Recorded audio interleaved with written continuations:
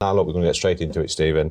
We see that Tony Blair, he's been poking his nose in again recently, advising the Labour Party on a number of things. But he's talking about taxing junk food in an attempt to control obesity and lead to healthy lifestyles. Do you think that's the right thing to do, to tax your way out of this obesity crisis? Well, look, obesity is a major crisis. George Osborne put a tax on sugar drinks, and that forced the manufacturers to think about what they're doing. Actually, the right way to do this is to work with the manufacturers to reformulate, to take down salt, to take down sugar, to put more cereal in cereal products. And it's also the right way to teach people, actually, that processed food, or going to McDonald's, is about as expensive a way of eating a meal as you can. You and I know that if I went into Lidl tonight and bought a 5% fat piece of steak mince, plus a can of tomatoes and a vegetable, you could make a much healthier, fulfilling meal for, I suspect, half the price of buying 3 or 4 pizzas. That's a good point. Barry, is junk food cheaper? No, it's not. And Stephen's absolutely right. The obesity crisis is really serious. We've got to tackle it. I remember when your colleague Robert Jenrick was looking at the figures on the sugar tax that you imposed in 2018. And he said these figures, it was 150-something million pounds in tax that had been gathered. And he said these figures prove that the sugar tax has been a success. Trouble was, he was talking about the tax revenue, not about the change in childhood obesity. And the trouble is there hasn't been the change in childhood obesity, and that's what we need to tackle. And what Stephen's saying, prepare fresh, decent, raw ingredients, make your meals from fresh. That's the way to do it. But we need to educate people. I'm glad you said that, Barry, because I believe in education. I believe that the food poverty crisis that we keep banging on about is not as bad as people say it is. I believe that if people are educated to buy the right ingredients, to learn how to cook the right cuts of meat, to cook from scratch, they can cook wholesome, cheaper meals and save a hell of a lot of money. Now, I got into a spot of bother over this a few years back because I was batch cooking at my local food bank, and I was attacked by your party over it, and I actually invited every Labour MP to come to my food bank and take part in this experiment, and funnily enough, not one Labour MP took me up on my offer. I think they look for problems, not solutions. But I think you're quite right about it. The key is education. It is, and look, you can't say, well, if only we'd educated the parents when they were children, they would now be cooking better. And that was why Sure Start was so important, because it actually tried to educate parents, to help parents be good parents.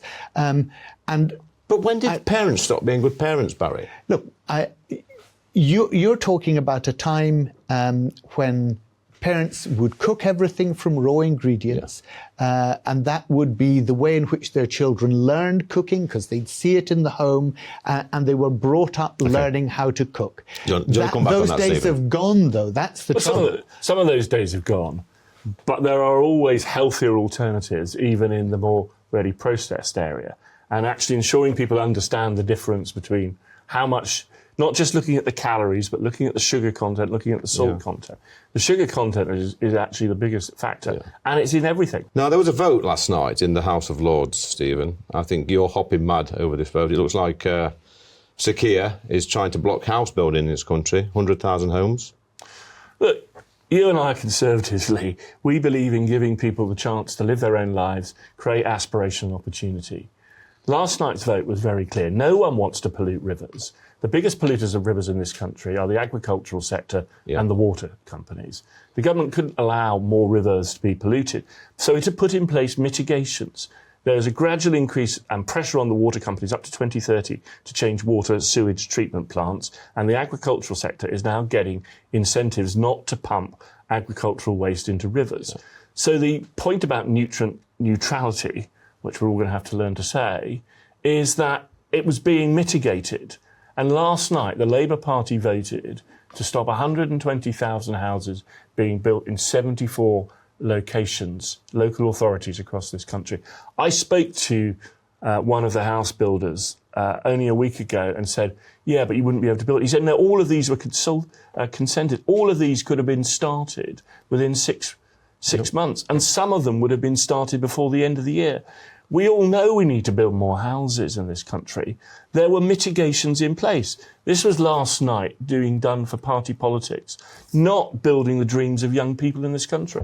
Barry, are they playing party politics with this housing issue? Well, look, if you want to play party politics with it, Lee, you'd have to answer the question as to why you failed to build the number of houses that you promised you'd build. But let's go back on that one and come back to the question that Stephen's talking about. And that's quite clear. 120,000 houses had put, or developers had put in an application or applications for 120,000 homes, which they knew would breach the existing law on pollution.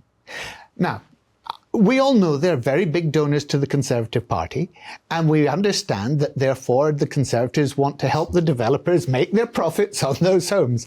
But quite honestly, you mean provide homes for our children? You should not be counterposing building the homes that we need against pollution rules. Yeah. Okay, Yeah, but you don't soften the Barry, we're pollution not. rules. And when it comes to housing for our children, the trouble is most of those homes were not going to be affordable homes. You've set a rate But for you know, affordability, Barry, how the which housing is market works. You build a 80%. nice big 5-bedroom house, people upgrade, that frees up the 2-3-bedroom houses for our children to move in. It's a mixture.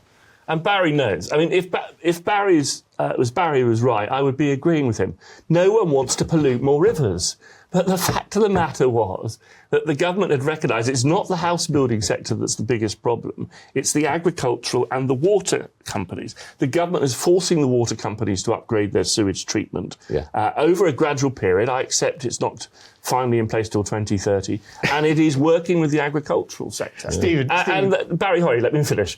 And therefore, this would have completely mitigated the much smaller impact of this house being built. It seems to me that you can say, oh, it's only 120,000 homes, but that's 120,000 homes offering opportunity to people across the whole of this country. Yeah. And as to actually not building homes, well, Barry and I are London MPs. We know who doesn't build homes in London, and that's the Mayor of London. Barry, the last 30 seconds to you, my friend. Look, quite simply, you've had 13 years to build the homes. You've had 13 years to sort out the sewage being pumped into our rivers. And now Stephen's telling us, don't worry, we'll get it sorted by 2030. Well, yes, we will, because we'll have a Labour government. And in London, of course, we know we've had 8 years of not building any homes under Khan. I think they might need security in the building at any moment. But you had 13 years, Barry, to sort the sewers out yourself and did not.